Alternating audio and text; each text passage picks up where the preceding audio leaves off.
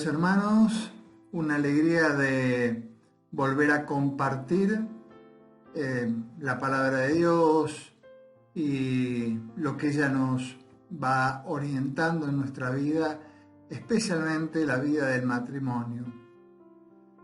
Hoy quiero tocar un tema que lo voy a dividir en dos partes. Hoy vamos a ver un poco, el título general de la charla va a ser los conflictos en el matrimonio. La voy a dividir en dos partes. Hoy vamos a ver el tema de los conflictos en la palabra de Dios, concretamente en los Hechos de los Apóstoles, y algunas indicaciones que nos da también el Papa Francisco en Evangelium Gaudium. Entonces, este será de algún modo un punto de partida, un punto de referencia, lo que el Papa dice sobre el tema de los conflictos. Y la segunda parte de ahora es un poco la parte bíblica y descubrir ahí también como los caminos de salida, de solución de los conflictos. Yo creo que nos cuesta bastante trabajo quizás racionalizar esto, porque es muy común que digamos, bueno, los conflictos no son buenos, los conflictos no sirven, los conflictos no ayudan, hay que evitar los conflictos. Sin embargo, podríamos decir que son el pan nuestro de cada día. En todos los ámbitos donde nos movemos, los conflictos surgen, aparecen, los conflictos están. Es distinto, porque no todos pensamos igual, no sobre la misma cosa, pensando bien las dos partes, se compaginan. Entonces, bueno, yo creo que hay que verlos como una oportunidad.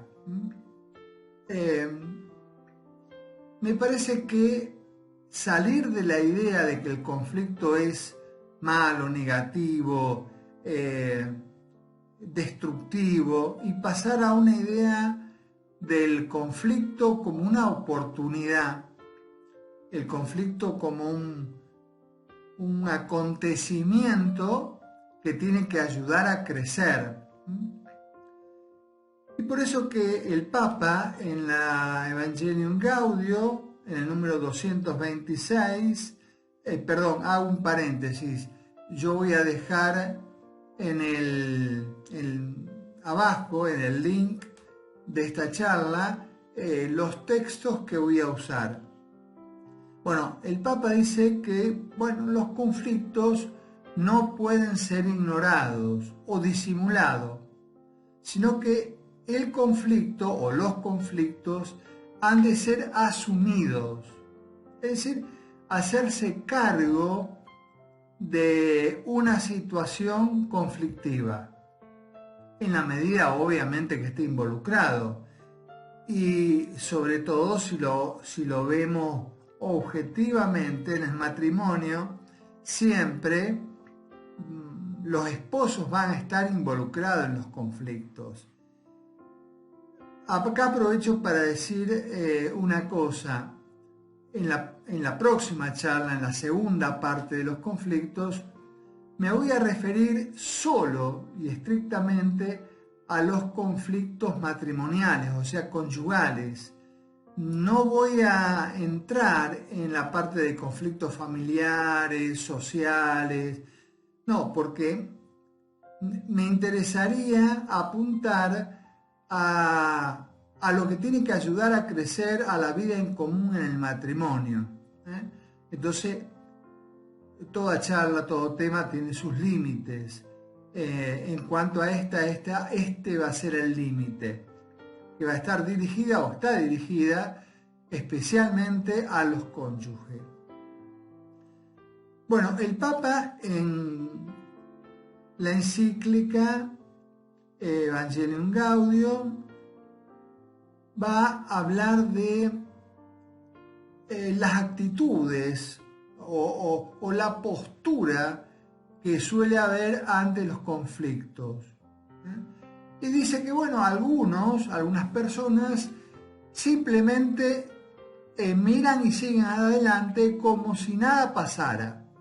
Se lavan las manos para poder construir otra vida, para ver qué hacen con su vida.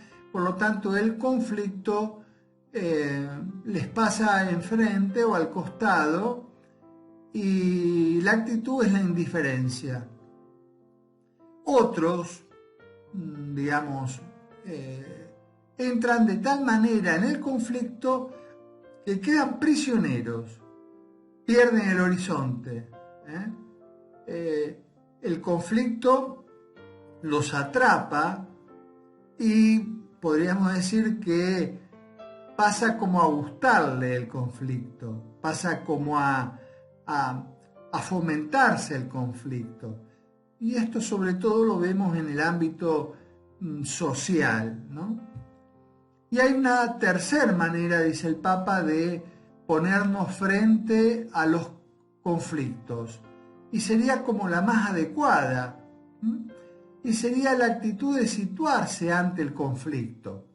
¿Qué quiere decir el Papa situarse ante el conflicto? Tratar de verlo objetivamente. Tratar de ver los límites del conflicto. Lo cual significa no hacer un mundo de lo que no lo es, ni tampoco, como la primera actitud, minimizar el problema. Por eso es cómo nos situamos ante el conflicto.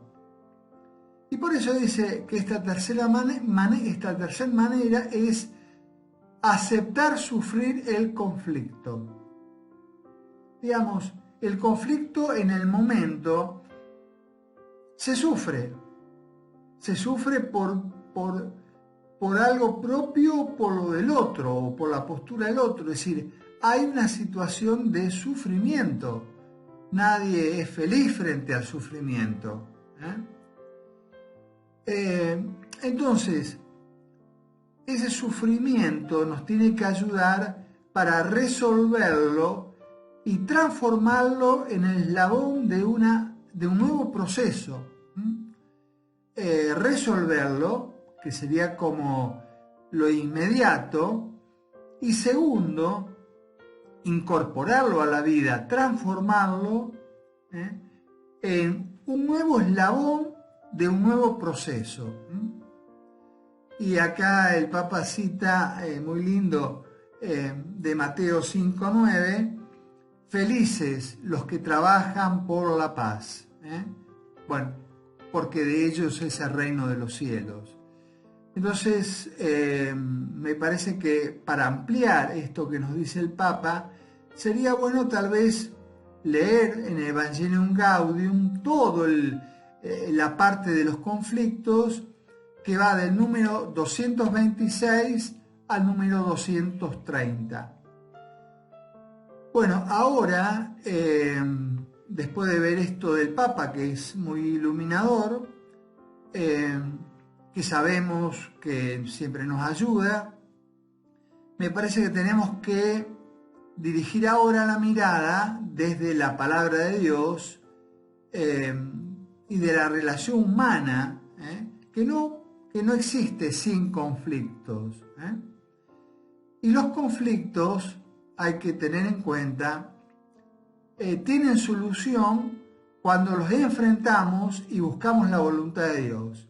Enfrentarlos, como nos decía el Papa, y preguntarnos, ¿qué me quiere decir? ¿Qué nos quiere decir Dios con su voluntad a través de este conflicto? Bueno, también, como decía el Papa, de algún modo disimularlos o ocultarlos no permiten el crecimiento a la comunidad cristiana, desde la más chica, que es el matrimonio, la familia, hasta cualquier comunidad cristiana. El no asumir el conflicto no se da el crecimiento. Ahora me gustaría que entremos en los Hechos de los Apóstoles. A veces podemos caer en el riesgo de pensar que, bueno, en la palabra de Dios, en las primeras comunidades, no hay conflicto, no hay problemas, no hay enfrentamientos. Sin embargo, que sí los hay. Yo no voy a tomar todos los conflictos en el tema de la Biblia porque ya nomás, si hablamos del Antiguo Testamento, los conflictos del pueblo de Israel con Dios sería de no acabar. Y me parece muy ilustrativo algunos pasajes de la comunidad de los Hechos de los Apóstoles, o las comunidades de los Hechos de los Apóstoles. Y hay algo muy interesante en los Hechos. Yo quisiera señalar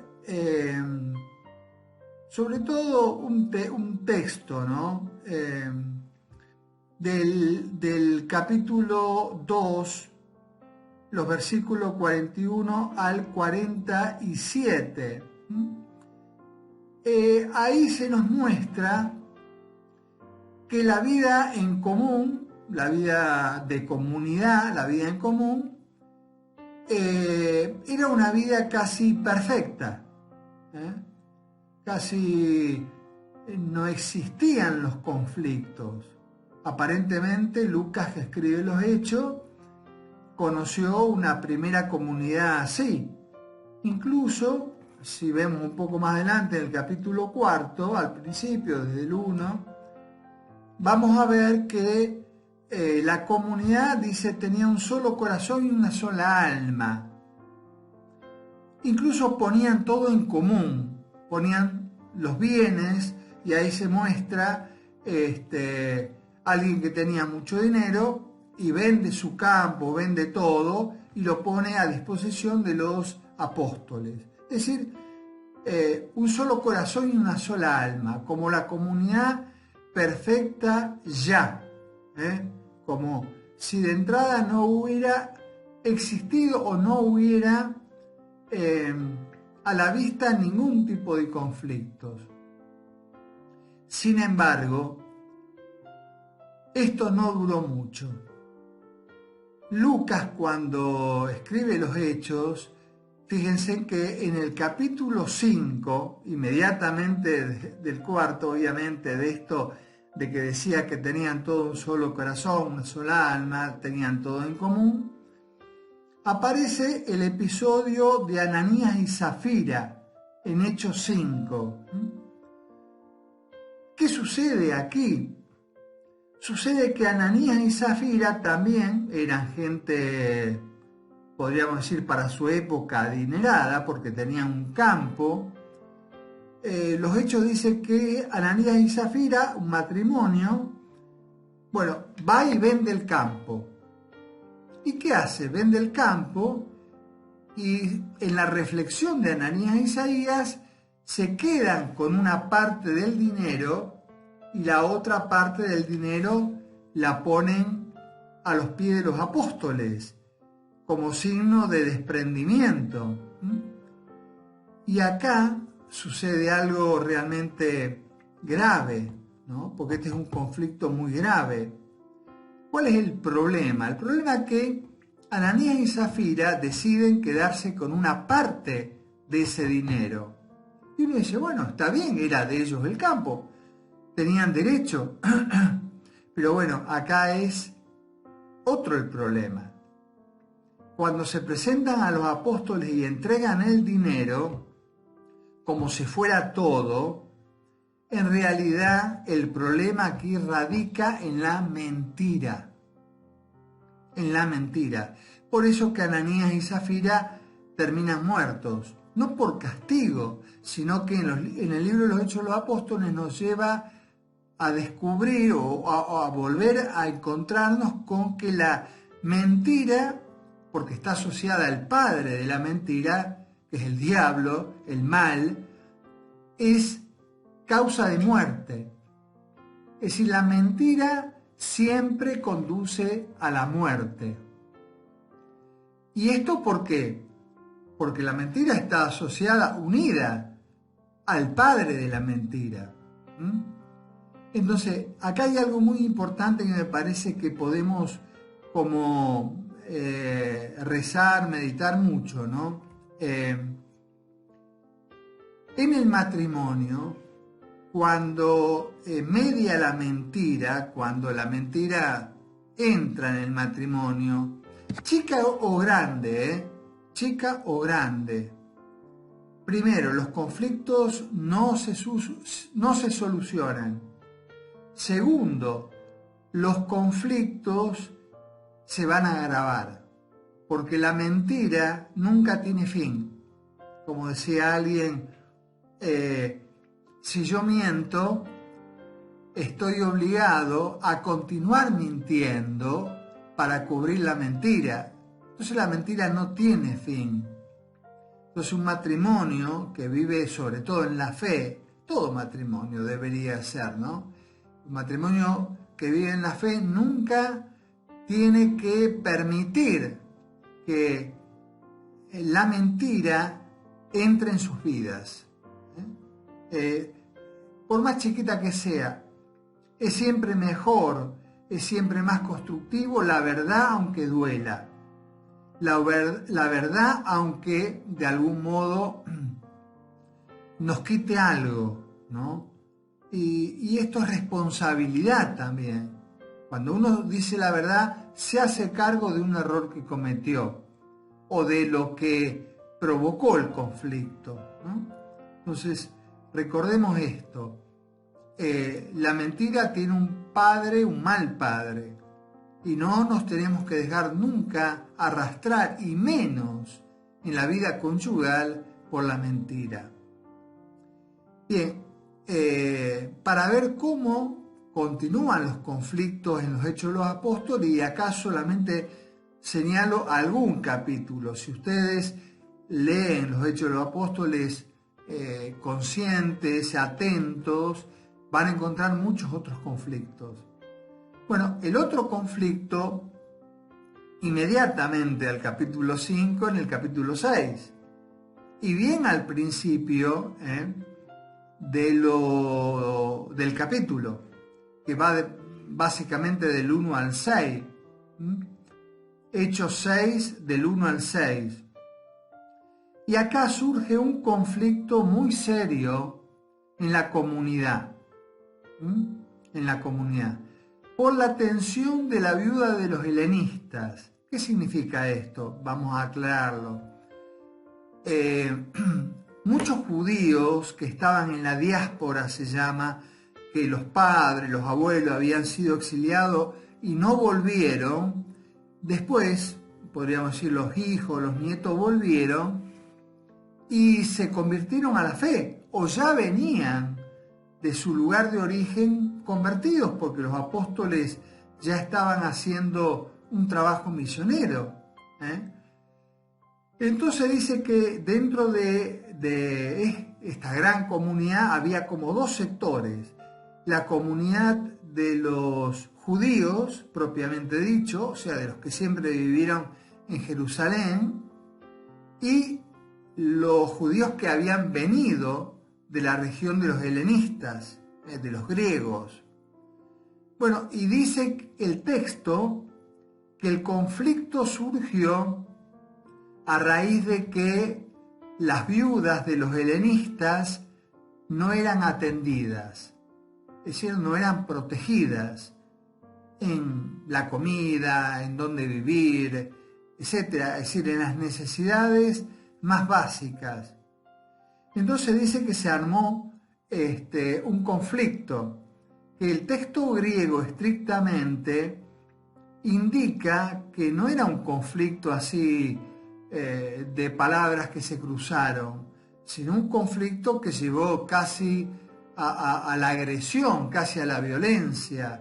Un autor dice que un conflicto que generó como un piquete, ¿no? Como lo que conoceríamos ahora un piquete, una protesta de un nivel bastante alto. Bueno, entonces, ¿cómo se soluciona ese conflicto? Porque realmente fue grave. Bueno, dice el texto que inmediatamente los apóstoles, por gracia de Dios, dijeron, bueno, vamos a elegir 7 hombres piadosos que hayan comprendido el Evangelio y los destinamos, los ponemos al frente de esta tarea de la atención de las viudas. Bueno, ¿y saben lo que surgieron de ahí? Los diáconos.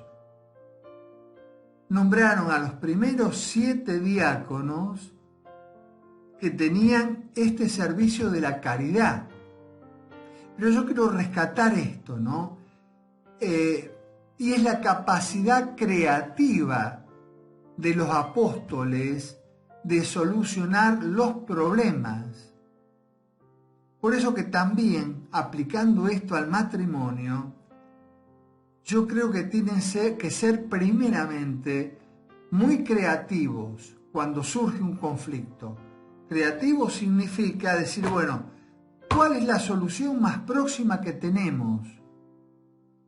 La inmediata, la solución como que da respuesta ya, ¿no? Entonces eso baja el conflicto y lo comienza a transformar en algo positivo. Entonces, el conflicto acá se resuelve con una estrategia de creatividad. Y en el matrimonio vale decir que tiene que haber mucha creatividad, sobre todo cuando viene así el desinterés, cuando arriba el no me importa. Bueno, hay que ser creativos. Todo matrimonio tiene la capacidad de ser creativo. Todo matrimonio tiene la capacidad desde la experiencia, desde la vida, de crear. Lo triste y lo que no permite este paso es el estancamiento. Cuando un matrimonio se relaja, podríamos decir así, se estanca, le da lo mismo lo que suceda o lo que no suceda, ahí ya se pierde la creatividad.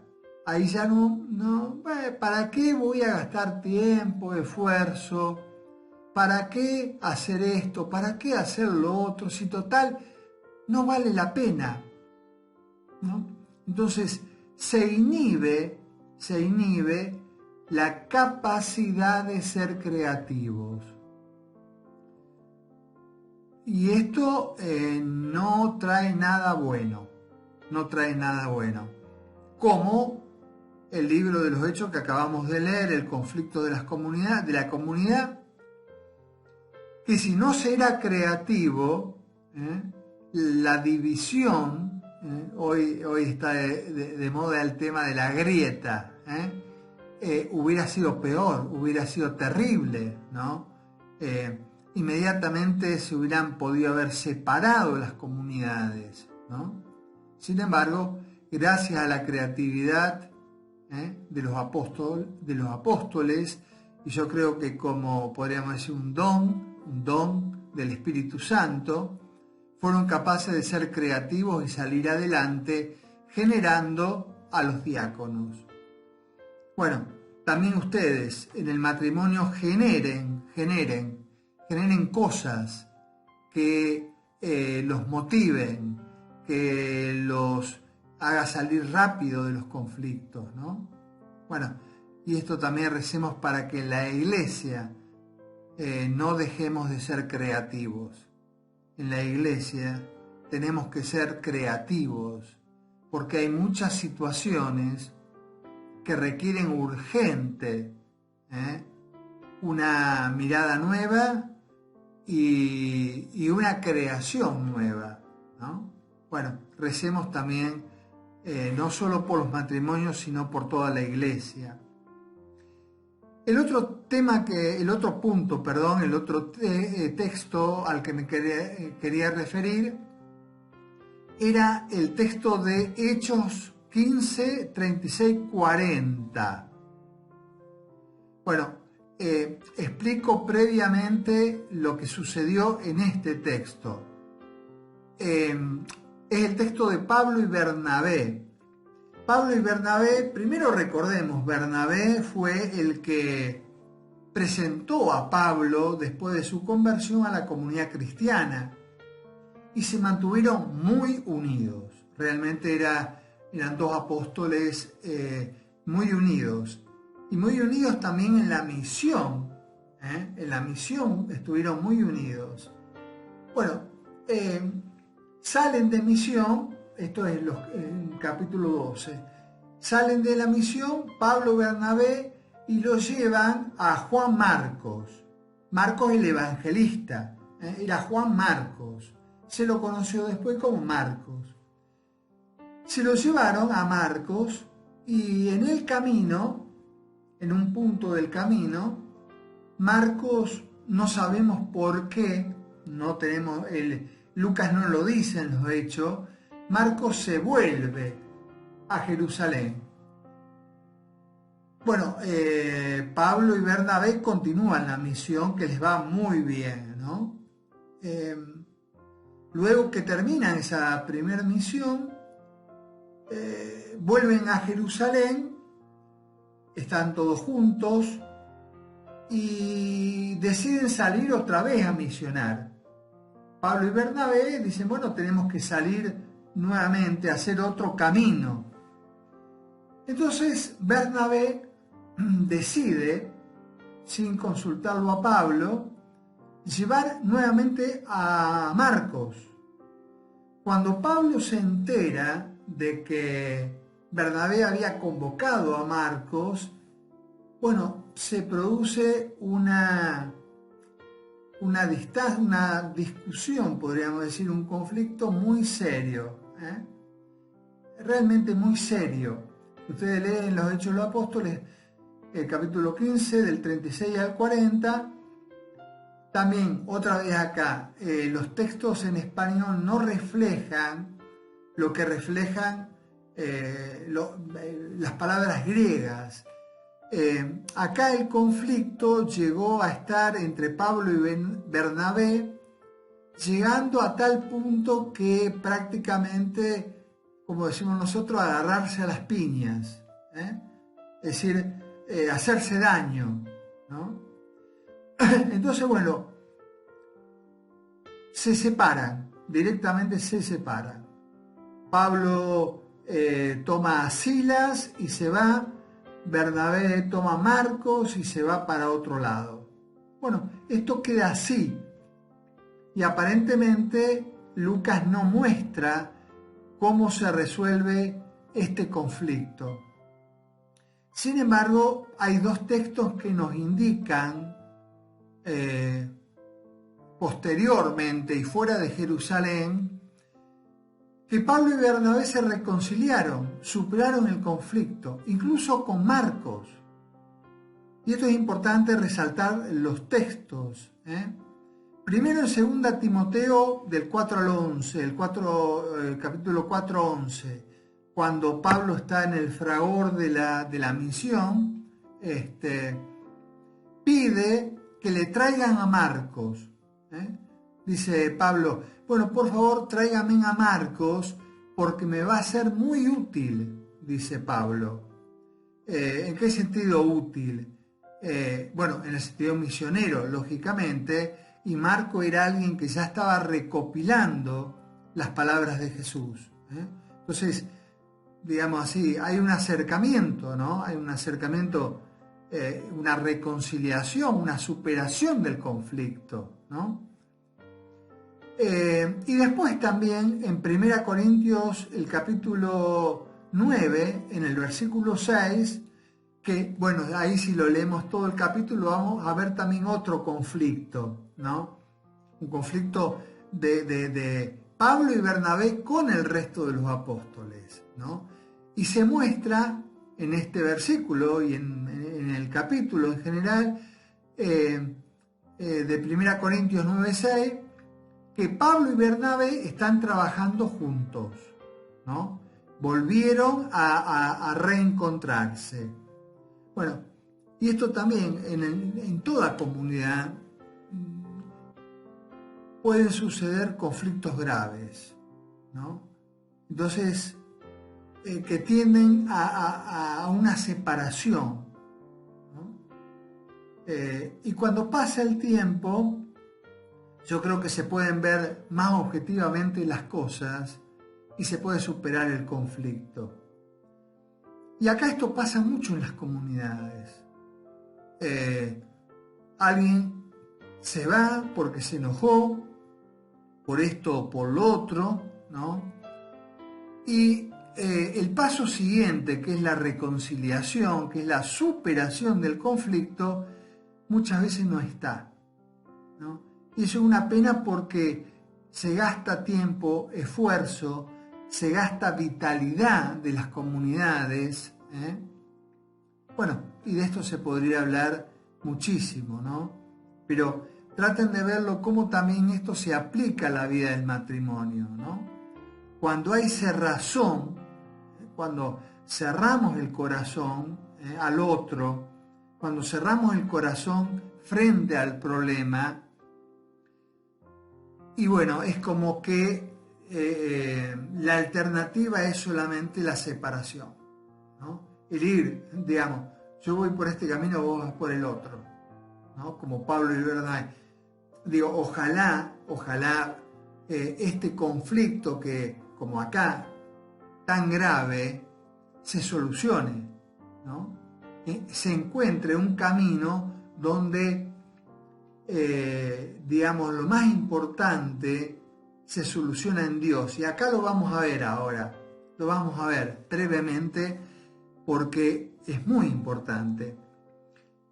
En el Evangelio, acá me voy a remitir al Evangelio porque creo que es como el punto de visión de lo que decíamos anteriormente. Mateo 20:20 no es el único relato. Acá lo pongo Mateo 20:20 porque aparece otro personaje que es la madre de Santiago y Juan. Santiago y Juan, dos de los apóstoles, ¿no? ¿Qué sucede? La madre de Santiago y Juan va a Jesús, lo va a ver a Jesús, y le pide a Jesús que Santiago y Juan se sienten en el reino de los cielos, uno a la derecha y el otro a la izquierda de Jesús, ¿no? Recordemos esto. No solo los apóstoles, sino muchos de los que conocían y estaban cerca de Jesús, y él anunciaba, recordemos, el reino de los cielos, interpretaba a la gente el reino de los cielos como un reino real, ¿no? Con rey, con príncipes, etcétera, con todo lo que era un reino, ¿no? Y el que se sentaba a la derecha y el que se sentaba a la izquierda eran los que gobernaban el reino en la práctica, ¿no? Entonces acá surge un conflicto muy grave también con el resto de los apóstoles. Claro, los apóstoles escucharon esto, escucharon la pretensión de Santiago y Juan, pero no se enojaron porque hayan tenido, podríamos decir, la caradurez de pedirle esto a Jesús. Se enojaron simplemente porque todos pensaban lo mismo. ¿Quién se va a sentar a la derecha y a la izquierda de Jesús en su reino? El reino terreno, porque eso era lo que entendían, ¿no? O sea, esto produjo un grave conflicto entre los apóstoles. Claro, y ahí Jesús con mucha paciencia les hace ver que, bueno, que el primero tiene que ser el último, que, bueno, le dice a Santiago y a Juan, bueno, ustedes pueden beber del cáliz que yo beberé, pueden, y le dice, sí Señor, vamos a hacerlo. Bueno, ustedes van a beber el cáliz que yo beberé, pero los que se sienten a mi derecha y a mi izquierda, le pertenece la decisión a mi Padre. ¿Mm? Bueno, y ahí Jesús zanja la cuestión.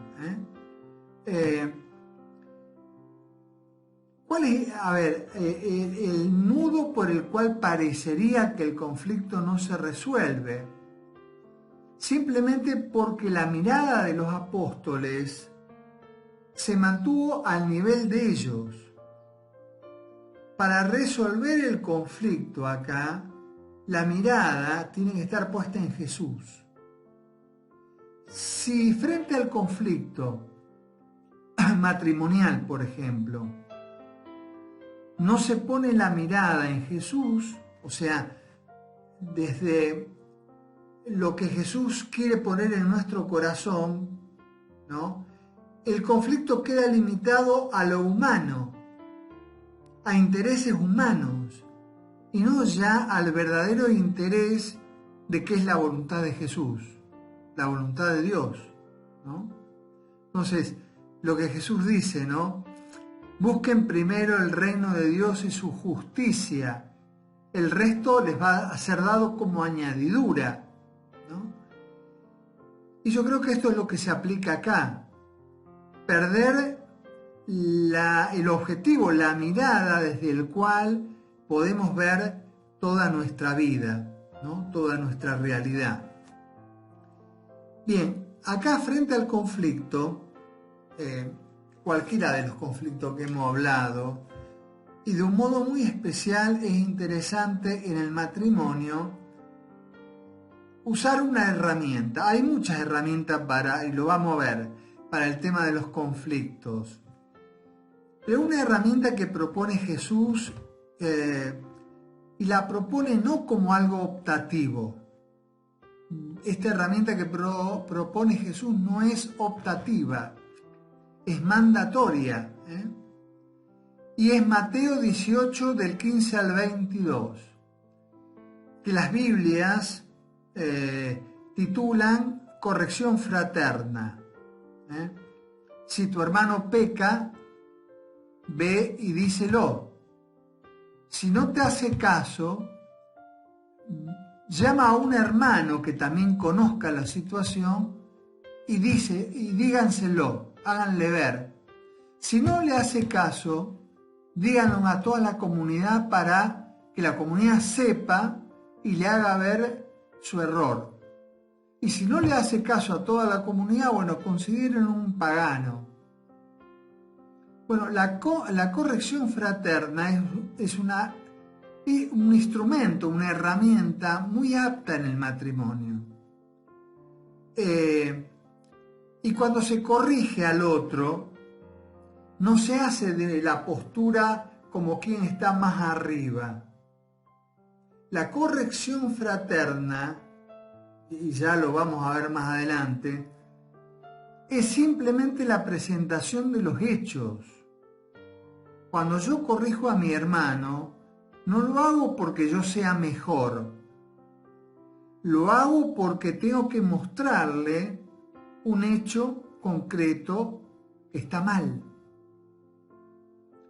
Y vuelvo a repetir, no es porque yo sea mejor, sino porque tengo la obligación de mostrarle algo que está mal. Y eso no significa decirle vos sos una porquería porque hiciste esto. Simplemente limitarse al hecho, esto está mal. Convertite, cambia, deja de lado esta actitud, deja de lado esto que perjudica.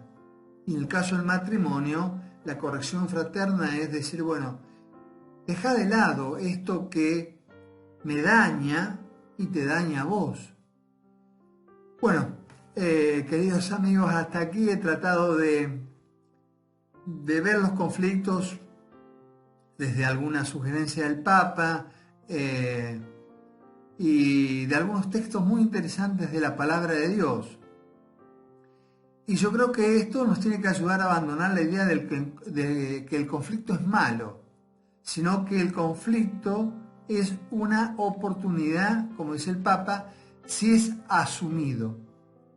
Entonces, bueno, pongámonos todos a trabajar en esto que es tan interesante para que el matrimonio crezca. Bueno, muchas bendiciones a todos, muchas bendiciones por todo el trabajo que vienen haciendo como pareja, como matrimonio, para construir desde el amor un mundo mejor. Que Dios los bendiga, los acompañe siempre y cuide de toda su familia. Amén.